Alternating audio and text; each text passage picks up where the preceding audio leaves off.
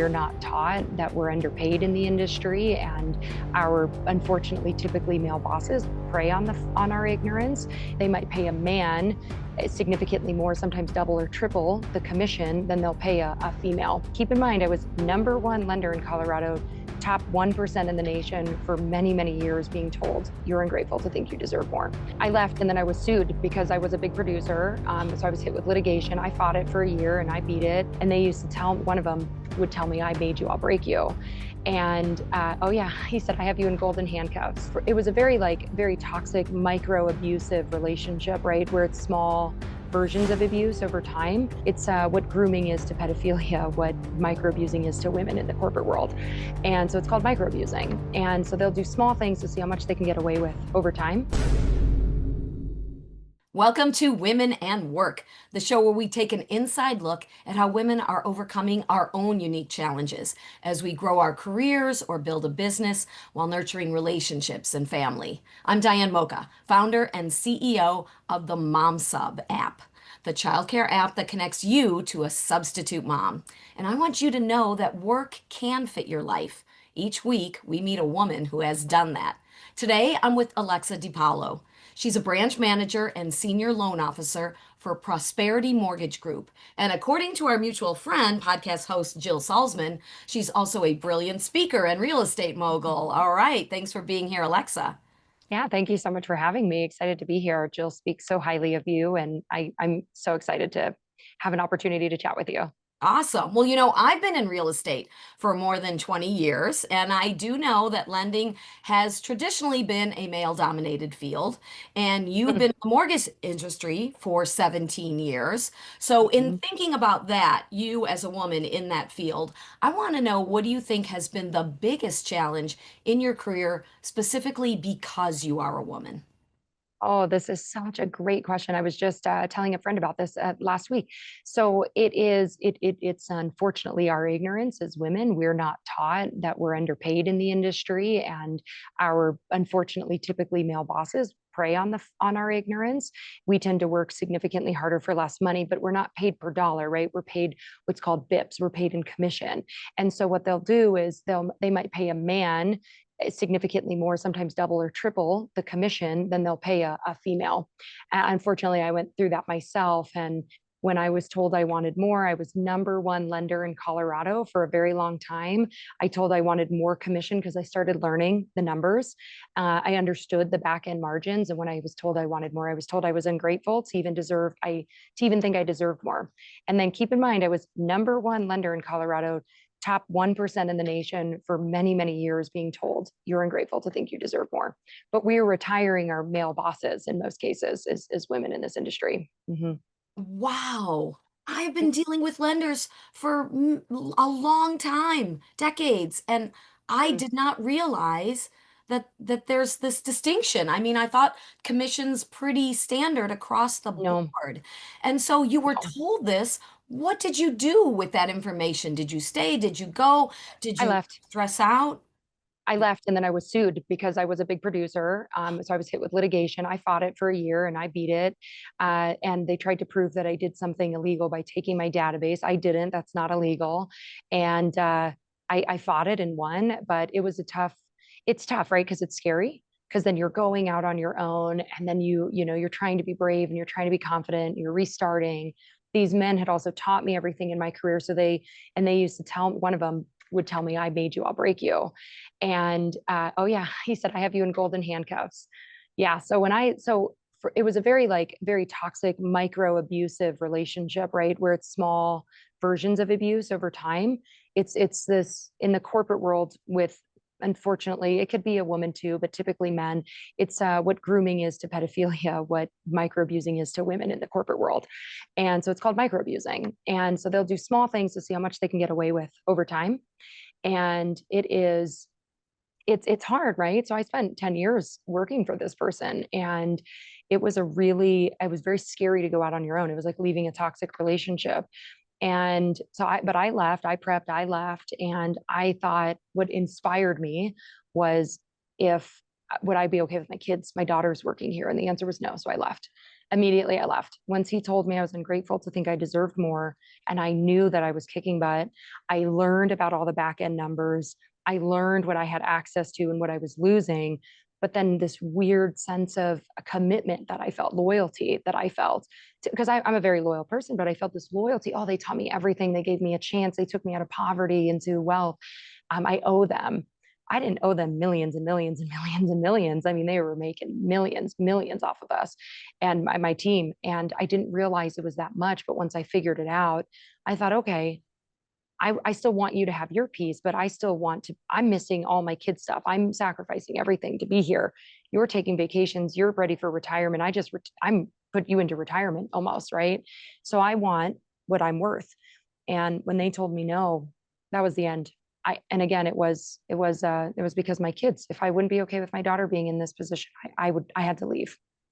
Thank goodness you thought of it that way. You said your team. Did you have women and men on your team? And did you see any discrepancy between the Mhm. commissions they were receiving? Wasn't that something you were in charge of if this was your team? Not in charge of it because he ran the team. So he ran the team, but I was running a couple of gals underneath me. And All I didn't know women. how little. Oh yeah. Yeah. Oh, he had a pattern to prey on women. It was very there was a pattern. Oh yeah. Over So years your and years team and was years. women. You and your team were all women. And so were you all being underpaid Significantly. Yeah, by significantly industry underpaid. standards and compared to what the men were getting? Yes, both, not just industry standards, significantly less than industry standards, but also significantly less than the men in the office, In the significantly same less. organization. The Just same exact like, organization. and we're talking a percentage, whether the commission is, 5% or 8% or whatever, your percent was different than their percent. Correct. And I mean, it was the difference of like millions of dollars, not hundreds of thousands, not tens of thousands. It was the difference of millions, millions. Yeah, it was very significant. How did you feel when you discovered this? How did you discover this? Was it a little bit over time? Was it one light bulb moment? Did you feel like you wanted to jump up on the rooftop and shout it to everyone? Yeah. Well, and that's like like what I'm called to do now is I teach women about this. We actually host a women's mastermind where we talk about this. We talk about the struggles of success. We talk about, the pros and the cons of it all and all the wins and the hardships of it all. But we teach women this too, especially in the lending world. It's not just for lenders, but we teach this. I mean, I scream it to anybody who will listen to me because women are financially being preyed on in this industry and some men are too, but it is primarily women. And I thought it was just this boss who was doing this to me. But when I started talking to other women and I started making this known, it was so disgustingly obvious how many of us are dealing with this. And it's heartbreaking because we're putting in the sacrifice and we're retiring these people and we're the one. And when I say sacrifice, I mean missing dinners, missing dance recitals, missing gymnastics, right? You're missing all the things, and because you're trying to maintain the business and trying to maintain the paycheck and supporting everybody. And it's disgusting. It's really disgusting. So anyhow, it was probably a little bit over time. The first few years of the career, totally ignorant to it. I mean, I went from literally trying to decide if I could keep the lights on and feed my daughter and having to check the weather to know how long I could go without heat so I could put food on the table to making my first six figures. So I thought, oh my gosh, I've made it. Right. So the first few years, and then I tripled it, and then I doubled it, then I tripled it. So the first few years, it was like, oh, this is crazy. Oh my gosh, I'm forever grateful. I can't believe they believed in me. And I was good at my job, but they also saw that they could make more money off of me, right? So it wasn't necessarily belief in me; it was you'll make me significantly more money. So the first few years I didn't notice, but it was a few years later. I was probably on my fourth or fifth year in with these guys, and they slipped up on a couple of things. They slipped up on a couple of things that they had said where someone else was making more money than me, and I thought, huh, that's so interesting. It was a man. And I thought that is so interesting because that guy I'm doing $150 million in business. He's doing $5 million in business. How is someone doing $5 million making more than me who's making $150 million? This doesn't make sense.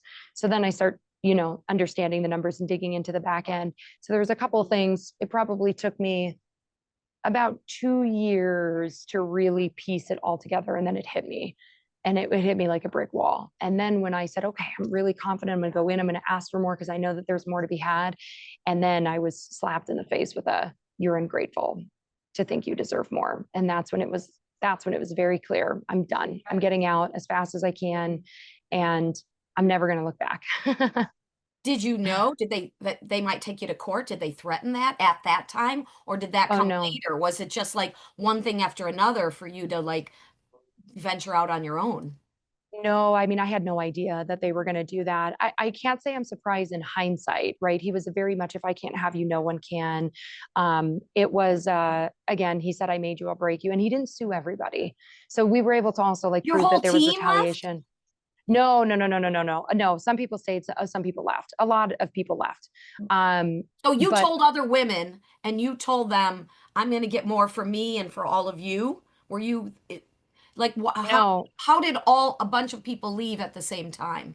so what ended up happening is one of the gals on the team, she had left prior to me leaving, and then there were just industry changes that were triggering. Rates were increasing. There were just some industry changes that were triggering some people to be leaving, and I was the main producer in the branch, and so I left. I had one team member who ended up staying. Unfortunately, she stayed, and I tried to tell her, like, hey, you're being significantly underpaid, because then I was able to understand what her someone who worked underneath her was still making significantly more money than her. And she didn't know that. That was not disclosed to her, but she was just really wanting to still be just safe, right? This is safe and consistent, and I know this. And she is such a wonderful person. I just really adore her, and I'm sad that she didn't see her value, because she was worth significantly more, and they preyed on her as well. So there were some people who ended up leaving prior to me because some of them had seen it before I did, right? And I just didn't. But I thought, as some of us women do, if I'm good and I'm loyal and I work really hard, they'll see my value and they will reward me financially. But that is not how it works. What they see is you will work harder for less money and you'll do it for longer than a man will. And so it took me a while to see it. And what I did is I went in and tried to negotiate. And then when they said, no, you're ungrateful, I prepped for quite some time just to get myself into a place. I did research on different companies because I didn't want to end up in another position like this, did more research on what I deserved to be paid and how much I was really losing. And then when I left, within 2 days, 2 business days, I was hit with the lawsuit. So no, I didn't see it coming. So other people who had left before me did not get hit with lawsuits, but they weren't as much of a threat. And I mean, they weren't closing as much business. And I'd worked here for many years, so I knew there were a couple people who were hit with lawsuits, but same thing, retaliation, and then other people who weren't. So when I was hit with the lawsuit, I did not see it coming. I thought these men loved me and cared about me the way family does, because that's what they told me, and that's what I thought. And so I thought me leaving was like, this is great. I just get to be done with them. But then I fought a lawsuit for almost a year. It was 11 months. We fought it. But again, his goal was to drain me and to prey on me and to hope that I got out of the business. But it ended up backfiring. And unfortunately, he ended up having to retire 6 months after the lawsuit. And he was out of the business completely. He couldn't maintain his lifestyle or his business without me bringing it, feeding him, retiring him. So he had to get out of the business. So explain how it works, because I know there are mortgage brokers that are kind of Mhm. on their own, maybe independent contractors like a realtor might Yep. be working for Hmm. themselves. And then there are loan officers that work for a bank and are an employee. And Hmm. I don't know all the ins and outs of your contract and your deal, but I know a lot of times with employees, whatever you produce or your book of business, may belong to the employer, like your intellectual property and so on. When you're a mortgage broker, you're more on your own. So where were you in those This two is a great worlds? question. So I was on the retail side, and you're right. So some of the contracts do state that, but because I came in as a top producer, I had signed a non-solicit and a non. I mean, I had not signed a non-solicit and a non-compete per their recommendation. Right? Was per this boss, the boss who sued me. His recommendation was, "We're top producers. We do not sign those," and so I didn't. And so my verbiage was changed. That is negotiable. I brought the business to you. This is my business. Now, I was never going to ever do anything ugly. I was never going to try to take anyone's business. I was never going to put them in a position where I was going to be any sort of trying to attack their database. I just wanted my own clients. I wanted my own realtors, my own clients. And so because they couldn't sue me on a non-solicitor or non-compete, they tried to sue me on trade secrets. But a database is not a trade secret. So then what we did by proving it is we purchased the exact same information plus some from a title company. The title company had significantly more information. It had everyone's databases, right? All the information for years and years and years. So I was able to prove that what I did was not trade secret, because if it was trade secret, why can I purchase this from a third party? So that's how we were able to fight it. Now I am on the broker side, but this was on the retail side. But women are still preyed on the broker side as well. If you hire underneath somebody and they will still try to structure it in such a way where they're making money off your business, and significantly. I mean, I've got a gal that a friend of mine we just ran the numbers and they're taking over half her paycheck in the broker side. So Yeah, more than half. when you left, did you say, I'm never going to work for someone again? I'm going to start my own brokerage? Did you go to another, you know, lender and work for them? You know, what did you do, and what was your thinking behind the decisions you made? Was it sort of a, I got to get another job, I have to feed my family kind of decision, or was it, I'm going to take my time and do this the right way? I love this because I would say it was the first time was a desperate move when I got hit with the lawsuit, and I was like, oh, I just have to get somewhere so I can start bringing in this business. I had deals still coming in. So it was more of I had done research, but not enough. That was what I realized. But again, I take everything as a learning moment. Like everything that this man did to me was just such a strong learning opportunity for me. And all it did was better me and strengthen me. So like, I don't feel any sort of animosity in it. It's just, these are the facts. And I think there's a good man in him, but he had some ugly intentions. And I don't think he realizes how ugly he was and how much he preyed on people. Sometimes I really think it's ignorance. And they just think, well, this is industry standard. This is what all we're all doing it. So The who cares? patriarchy. They're used to it. Exactly. Exactly. So I don't think this was like a cruelness in this man. And, he was like, but it was industry standard and he knew he could prey on people.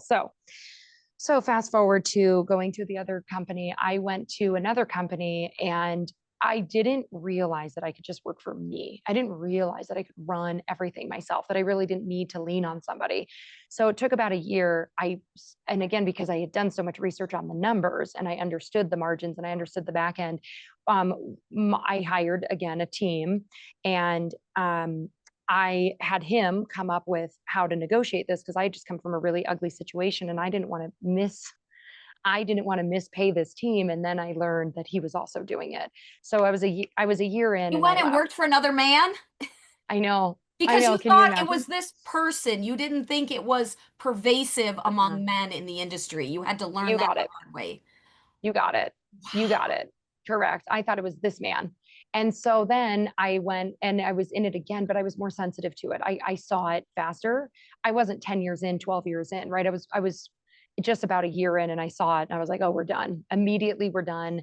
And I am now in control. I will run my own team. I will now structure everybody's pay. I learned again what I had missed the first time around, because you're exactly right. I thought it was a him issue, not a male leadership issue. Wow. Do you have your own brokerage? So we park our license with Edge Home Finance. There's 4 owners, but I run my own team. We are able to function like a company within the company. So what that allows us to do is similar to realtors. If I park my license with Remax, or maybe I park my license with Keller Williams, you run it. It's you. It's me. It's my business. It's the way I want to run the numbers. It's the way I want to piece it together. I, it's such a beautiful structure because I have different insurance liability protections, but I have the freedom and the control to be able to do it the way I wanted to do it and what I envisioned. And it was a really beautiful experience that opened me up to I have an all women team now, and it is so insanely special to me. We have such an amazing like friendship and love for each other and support for each other. And it's been a really beautiful experience. And learning all the things of what not to do was also what brought me here, right? And what taught me how not to treat people, because I didn't know that that wasn't normal. So you have an all-women team and you are compensating them in the way you know that they should be and they deserve, Correct. regardless of whether they're women or men, just Correct. as people and as producers. But that could mean Correct. less for you. And I wonder if um Mhm. that there's a little bit of a like I paid my dues. I was wondering if this man who was close to retirement or able to retire because you were such a great producer was in the industry for a lot longer and had this attitude that a lot of people do. I paid my dues, you haven't. This is part of like being here a long time. I take the risk by being the business owner. Not saying any of these things are right, kind of playing devil's advocate a Mhm. little. Yeah, But I yeah. wonder if there's some ideas about this and if as you now have taken on the responsibility of having your own team, Mhm. have an understanding of some of this and how you feel about all of that, or do you think that's just all bunk? Producing is what No, matters. no, I love this. I love this because there is something to that, right? Because I wasn't mad at him for paying his dues. I wasn't mad at him for taking the risk. I wasn't mad at him for having more overhead.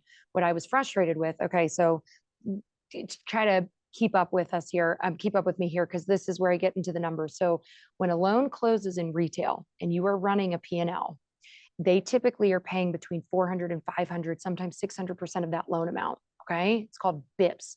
But then they're paying their team only maybe 100 basis points. Okay. So I'm getting paid as a branch manager in retail. It's different in brokering, but in retail, I might close a loan for $100,000 and I'm going to get 400 basis points off of that. But then that 300 of that is going to pay for overhead. It's going to pay my salary as branch manager. It's going to pay for overhead. It's going to pay for the processors. It's going to pay for any unpaid appraisals, any verifications of employment credit reports, right? All of that makes sense. I am boss. I have to run this. Okay. So then I'm going to pay them 100 to 150 basis points. Okay. That's industry standard in retail, and the other 300 basis points pays for everything else. That makes sense. You are taking the risk. You are running the team. You deserve that. So here's what he was doing. So he was paying me 0.35%. And he was telling me that he was only making 100 basis points. Okay. He was making 400, 500, and on government loans, 500 to 600 basis points. He's paying me 0.35. Okay. And he was paying the rest of my team even less. So he was taking the risk. He deserved to get paid well. I will never take that from him. He did pay his dues. He worked his ass off. He was a very good loan officer. He was insanely good. New systems, paid for the systems. He took hits. If we made a $10,000 mistake, it came out of the P&L. Okay. But what ended up happening is when we made a change and he had more control, he put these things on other loan officers. And then he was still significant. He was making significantly more while paying me and lying to me about how much I deserved to make. So he was paying all the men 150 basis points. Okay. He was paying me 35 basis points. So so 150% versus 35%, 0.35 or 1.5, right? Is how that laid out. So that's why, or some of them made 275, 275 basis points is how some of them were structured as well. But that is how it works. Okay. So he was lying to me about how he was taking my paycheck and cushioning it already onto his paycheck. He was already making the 300 basis points, 600 basis points, and then was also taking 110 basis points from me. Right. Does that make sense? Or Yes. 120 basis points for me. Yes. Wow. That's Wow. that's where it was sick. That's where it was twisted because I would have.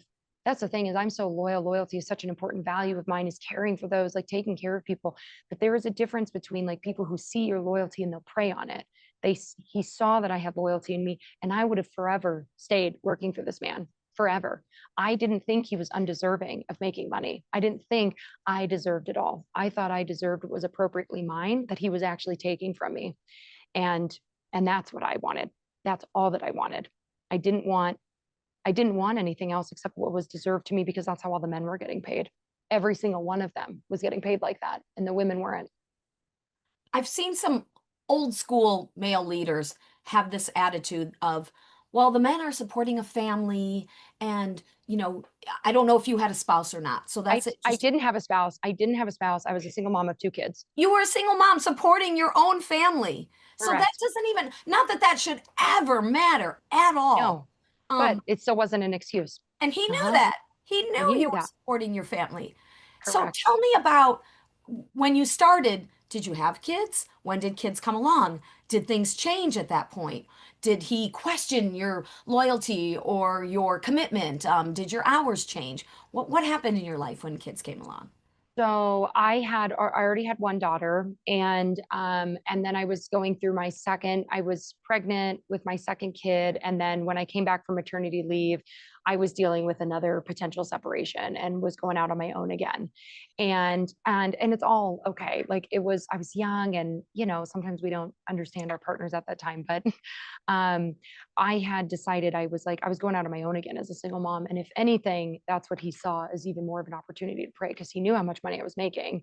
And if anything, he knew, again, I'd work harder because I was desperate. I was desperate. And desperation fuels a lot of power sometimes, right? A lot of strength.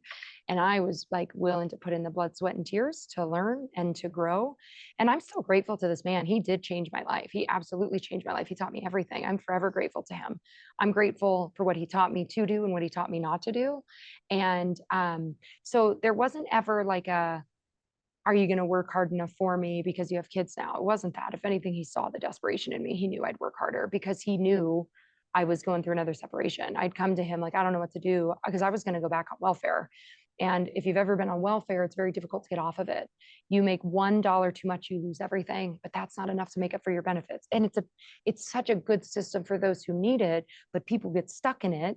And then I mean, sometimes people pray in the system, but sometimes we get stuck in it because I have to turn down a raise. Unless it's a massive raise, it's not going to do anything for me. So I can't lose my food benefits. I can't lose my Section 8. I can't lose my Medicaid. $1, $2 an hour does not cover that. It just doesn't. It's a very small impact in your finances. So it's there's that's for another conversation. So anyhow, I had to go head first into something. I was very scared. He's like, all right, I'll show you the ropes, I'll teach you. But he knew that he could prey on me. And I think in the beginning it was appropriate. It was appropriate. He was teaching me. I was learning. It made sense for me to make less money. But later on, as the career grew, it just didn't make sense. I was running everything myself, and he was still taking everything from me, even my own business, my own clients. Like, it was a very interesting shift that I just thought, he loved me. He cared about me. He wanted the best for me. He's like family. If I work really hard, he'll see that I'm worth more.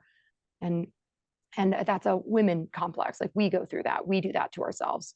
Men don't do that. Men say, I'll stop working until you pay me more.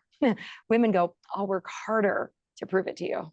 Men are confident they can go out in the marketplace and they know their value and they can find someone who will give them their value. So I wonder Yeah. how you were managing. Did you have family? Did you have help? You had, it sounds like two young children. How did you get childcare? Did you have a lot of flexibility with your hours because this kind of job is not traditional 9 to 5? What were you doing to manage being a single mom and just all the responsibilities for these kids? I honestly don't even know how I was doing it. I really, it was like I was working long hours. They were in before care and after care. I was barely home, because this is the other thing too. Another toxic thing that he did was I had to be in the office when he was in the office. So if he was there at 7 a.m., I had to be there at 7 a.m. If he was there until 6, I had to be there till 6. And I was required to sit about 6 feet away from him at all times. Okay. I was not allowed to even be in my own office. We had to Creepy. share an office. Yes, for years, years and years. It was like this for many, many years.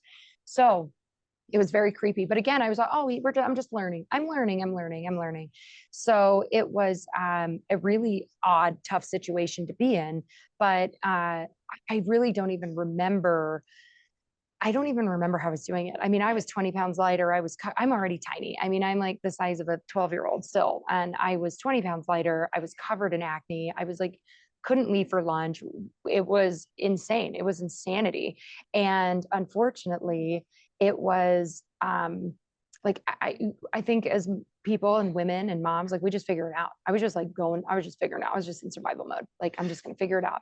And I'm making money, so I can't complain, because 6 months ago I was barely able to put food on the table. So I'm not going to complain now. That's being ungrateful. That's how I saw it. Right.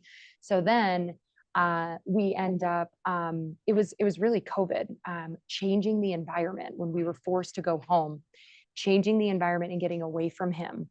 And then I started feeling uncomfortable being around him. And I started dreading having to go see him in person. And it triggered, like, almost separating yourself from a toxic environment was like, oh, this is I need to trust what I'm feeling inside. So on top of it, all the weird number stuff, right? But then emotionally, I was being triggered by him. I didn't want to be around him anymore because I had been gone from him for so many months that there was like internal healing there. And I didn't, it was again the micro abusing, it was small increments of like little tiny bits of abuse. And then all of a sudden I'm away from it, I'm pulled from it, and I felt free and lighter again. And I was like, this is incredible. I never want to give this back to anybody. I never want to rob myself of this freedom again. So then after that is when I decided to set different boundaries for myself. And when I decided to have more control over my schedule, I was never going to give it back to him or anybody for that matter. And so it's significantly more manageable now to be a mom. And I mean, I'm married now, but to be a mom and with kids and managing all the things. But at the time it was like the emotional detachment from him, the physical detachment from him is what helped me heal and get out of that space. How old are your kids now? 14 and 9. Okay. And so this was several years ago, so they were younger. So when you started in the industry, were they in daycare? And, did you have times when the daycare was calling, going, you're going to be late, we're going to charge you Uh-huh. extra? They were in Hmm. school and then after school programs, were you like one of the last ones to pick them up if he was making you stay late? Did you have Yeah. some family or were you just stressing out a lot? Stressing out a lot. Didn't have a lot of support. I mean, the people who did live here in Colorado at the time, the family who did live here, they were either too far away or they were dealing with their own stressors, but not a lot of support at all. My youngest daughter's dad would help when he could, but he had weird hours as well, and so it was tough. It was a lot of stress, a lot of high stress. Just rushing everywhere, trying to get everywhere. I mean, I really don't know how I was doing it. I was so burnt out. I mean, I felt like I was slowly dying. That's Do you how I remember describe that time. how you found childcare? Like, was that an easy process? Was it difficult? Did you have to keep changing? No, I did. I was pretty blessed in that manner. The childcare I had when I was first on my own was she was wonderful, an at-home daycare provider. But the issue I was having there is I was so far away from the kids. It was anywhere from an hour and a half to 2 hour drive. In the snowstorms, it was longer than that. So I decided I had to change that one, and that one became a little harder. But I just kept calling until there was an opening, and then I got them in there immediately. And made it happen, and childcare is expensive and that's a hard one. And so it was like, I just have to make this work because I need to be closer to the kids. I can't have an emergency and I'm 2 hours away. I just can't do it. And so I put them where they were closer to me. I ended up buying a house. I was closer to the office. Like I really catered to being 10 minutes from everything to help me try to relieve my stress, try to relieve the amount of time that I didn't have with my kids. So I could be more present. I could be there with them. And unfortunately, it really wasn't that way until COVID hit. And that's when my eyes were open to my time that I had been losing, really. And I'm grateful because they were young enough for me to realize it while they were still young and not when they're adults. And I look back and regret it. Mm. That's a question I want to ask. When you think about all you know, if you could go back knowing that back then, what's the one big thing you would change? You probably have a lot of things you would change. I don't know. Would you not work for this man? Would you take more, insist on more flexibility? What would you do differently? This is so good. I've actually never thought about this question. I am a big believer that like everything happens for a reason. I mean, all the bad things that happen, all the hard things that happen, lessons come out of them. And so what was my lesson in this, right? Like I don't look at it, oh, this is what I would have done differently. I look at it as I learned so many great things from this. Again, working for this man changed my career, changed my finances, it changed my life. And I I just think it was all such a blessing to be able to experience all the things that I did and to have my eyes opened as soon as I did. And even though 10 years, 12 years, it's a long time, but it wasn't so long that I lost 20 years with my kids or 15 years with my kids, right? I mean, I still was able to really have such a beautiful experience with my girls and change their lives and change my life. So I really don't know that there's anything that I would do differently. Um, I think the only and also if I would have left any sooner, my career may have not maintained afterwards because the more I learned from him, the more I learned about the numbers, the more I learned how to maintain business, all those things just continue to help strengthen me. right? They helped strengthen my business and strengthen the resilience I would have afterwards. So I don't know that I would have done it really anything differently. I think I would have, the only thing I would have done differently is probably I would have told his partner what was going on. I think that's the only thing I would have done differently, because that's a man who I still care deeply for, and our relationship was severed due to everything. And he was a bit guilty by association, unfortunately, but what I believe I know about him is I don't think his heart was in this the same way. That's the only thing I would have done differently, is potentially maintain that friendship a little. I would think I would have approached that leaving differently and talking to him and leaning on him in different ways. But again, if I did that, I might not be where I am today. And oh, we have it so good now. We That's have awesome. it so good now. Yeah. You talked about the stress that you were going through, when it came to the kids and missing things and childcare. One of the reasons that I started my company, Mom Sub, was to eliminate the stress around being a working mom, because childcare is a big piece of that. Did you Yeah. think at the time, like you said, that it was a struggle? You had to get on waiting lists, you had to keep calling. You knew how to be a go-getter, and you're like, Yeah. I'll find a place no matter what, but it wasn't easy. Was there any frustration, like, why isn't this, better for working women? It doesn't seem to affect men's careers. Or were you so, wrapped up in what you were doing, you were just like, this is just a piece I'll deal with? I wonder what your thoughts are on the industry of childcare as a whole. I'll tell you, there's other two things that I consistently think of as A, it was just, I was so on survival mode that it's just something I'm going to deal with. This is just something I'm going to deal with. I'll deal with it. I'll deal with it. But you're exactly right. Why do men not have to deal with it? Why is it assumed that me as the mother will just take it on and deal with it? Because that's what it was. Because dad was going to work. Dad didn't have to worry about childcare. Dad didn't have to worry about any of it. I had to worry about it. It was like, in the event that he in the event that I had to call him and ask him for help, then maybe he could help if he was able to, but I didn't have But the you're the choice. default parent. Yeah. Yeah. Yes, right. And that I find interesting is, and I don't want this to come off incorrectly, but why do we not have a choice? I don't want a choice, but why do you think you have a choice? You're dad. You are still a parent. You were a part of this. You do not have a choice. Why do you think you have a choice and I don't? And so that did cross my mind very often. I still think about it very often. And I find that wild, that there is just this societal assumption that she will figure it out and that I can just go to work and do. And like, if that is not communicated and talked about, there should be no assumption. If that is not the standard set for the family, why is that assumed?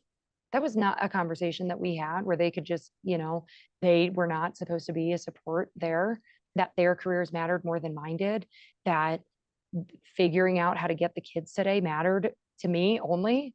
Yeah, so that's interesting. And it is a struggle, but I will tell you what it taught me is it taught me that I was strong too, because I did not know how strong I was. And it taught me that I could rely on me and that I could figure it out. Now, there's hardship in that too. When it feels like you're the only person you can rely on, you start feeling unsafe because I can't rely on anyone else. What if I fall apart? Then what? That is a very scary place to be, but it's also a very empowering place to be because I didn't always have that strength when I knew that I would figure it out for everybody. I knew that I would figure it out for the kids. I knew that I was strong enough to come up with a solution. I was resilient enough, that I was resourceful enough to come up with a solution. And so I think there's a lot of beauty in that, but I still think there's a lot of disappointment in it too, that it becomes like, why is that why is that normal? I shouldn't have had to go through that. So although I found a lot of blessings from it, I still find it really severely unfair to women that that's our job. Mhm. Ugh. And part of it now is talking about it, so Mhm. that we have the conversation, and the assumption is not just there that the woman will Correct. always be the default parent. Wow, I thank you for revealing so much about the inequality in your industry. I'm sure it's pervasive in other industries as well, and how you fought it, and how you're standing up for women and building a team of women and educating women that this still exists. We're so Mhm. grateful for everything that you shared on today's episode of Women in Work. If you were inspired by today's story, remember remember to share it with a friend, leave a review, and subscribe to meet our next amazing guest. If you want to invest in a solution to the childcare crisis, check out MomSub's equity crowdfunding campaign at momsub.com/invest, or connect with MomSub on LinkedIn, Facebook, Instagram, TikTok, or any of our social media channels.